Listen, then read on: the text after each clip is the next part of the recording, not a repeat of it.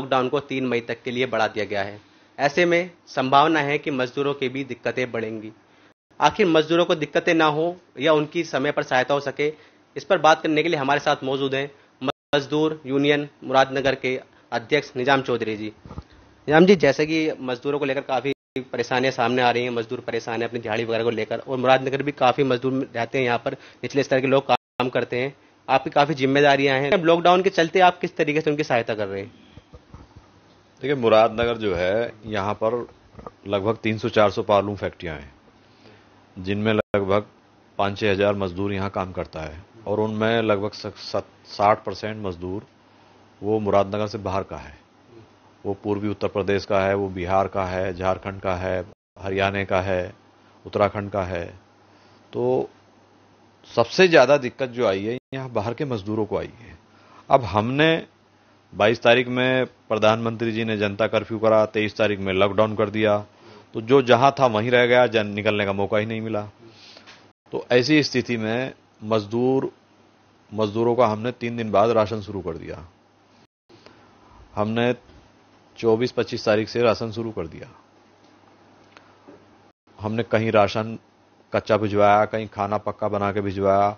हमने तमाम लोगों को जिनको जरूरत थी पैसे भी बंटवाए, और कुछ महिलाएं ऐसी थी जो प्रेग्नेंट थी, उनके ऑपरेशन करवाए, मजदूरों की डिलीवरी भी हुई। तो अपने स्तर से हमने जितना कोशिश थी हम लगभग 15-20 दिन से कर रहे हैं, और मजदूरों का हमने अच्छी तरीके से यहाँ ख्याल रखा। लेकिन मैं भी अकेला इंसान हूँ, मेरे पे इतनी पैसा नहीं है कि मैं टाटा बिरला अंबानी हूँ कि मैं इन तमाम 4-5 हज़ार मजदूरों को देख सकूं।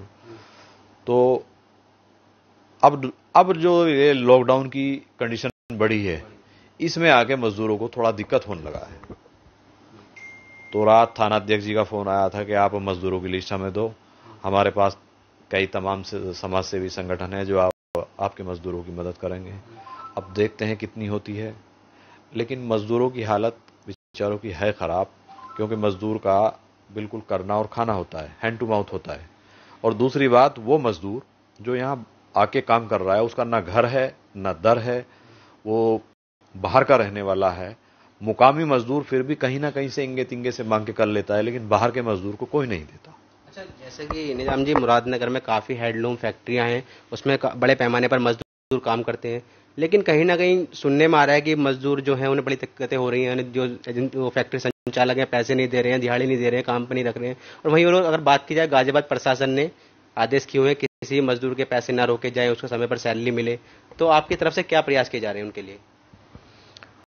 हमारे पास पिछले सप्ताह यहाँ तहसील से कानूनगो साहब आए थे, केपी शर्मा।